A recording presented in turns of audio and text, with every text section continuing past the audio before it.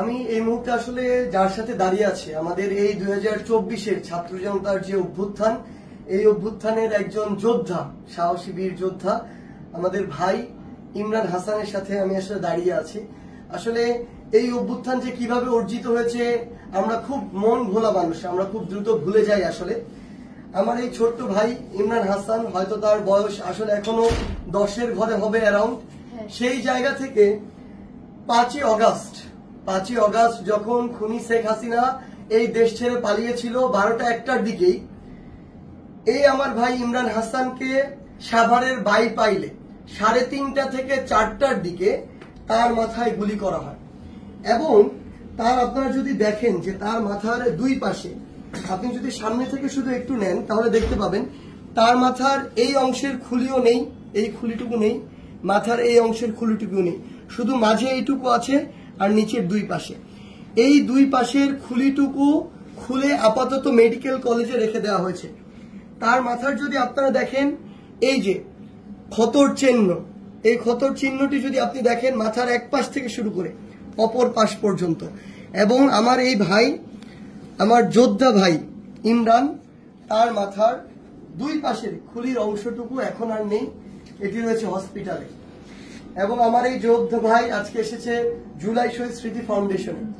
এবং সবচেয়ে বড় কথা হচ্ছে আমার এই 10 বছরের ইমরানের মতো ভাইরা আমার যখন এখন পর্যন্ত গুলির আঘাতে তাদের মাথার খুলি হারিয়ে এখন ওই মাথার খুলির অংশ ছাড়া বা ওই খুলিটি হসপিটালে রেখে শুধুমাত্র এভাবে হাঁটতে হয়, যখন আপনি তার চামড়ায় স্পর্শ করবেন আপনার হাতে তার মগজের নরম স্পর্শ লাগবে। এমন আহত যোদ্ধা ভাইরা যখন আমার এখনো কাতরাচ্ছে, এখনো যখন তাদের মাথায় ওই খুলির অংশটুকু স্থাপিত করা হয়নি, তখন এই রক্তের সামনে, এই লাশের সামনে, এই হাজার হাজার শহীদের সামনে আমার এই বাংলাদেশে আবার ওই খুনি শেখ হাসিনা এবং তার দোসরদেরকে নানাভাবে পুনর্বাসিত করা হচ্ছে। রাজনৈতিকভাবে নানাভাবে তাদের মধ্যে একাত্মতা ঘোষণা হচ্ছে।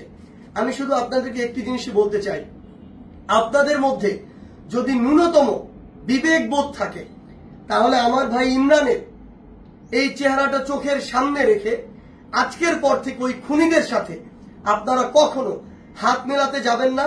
যদি ন্যূনতম আপনাদের মধ্যে ব্যক্তিত্ব বোধ থাকে তাহলে এই 10 বছরের ইমরানের চেহারাটিকে সামনে রেখে কোনোদিনও ওই খুনির যে দোসররা ছিল তাদেরকে পুনর্বাসিত করার জন্য, নিজের দলে টানার জন্য, তাদেরকে নিয়ে একসাথে চলার জন্য আপনাদের যে নোংরা কার্যক্রমগুলো সেগুলো করবেন না। যদি আপনারা সেগুলো করেন তাহলে 24-এর ছাত্র জনতার অভ্যুত্থানের যে স্পিরিট, এই স্পিরিটকে আপনারা অপমানিত করবেন। আর এই বাংলাদেশে কেউ কোনোদিন কোন ফ্যাসিস্টের বিপক্ষে দাঁড়ানোর যে সাহস সেটি আর কোনোদিন করবে না। ধন্যবাদ।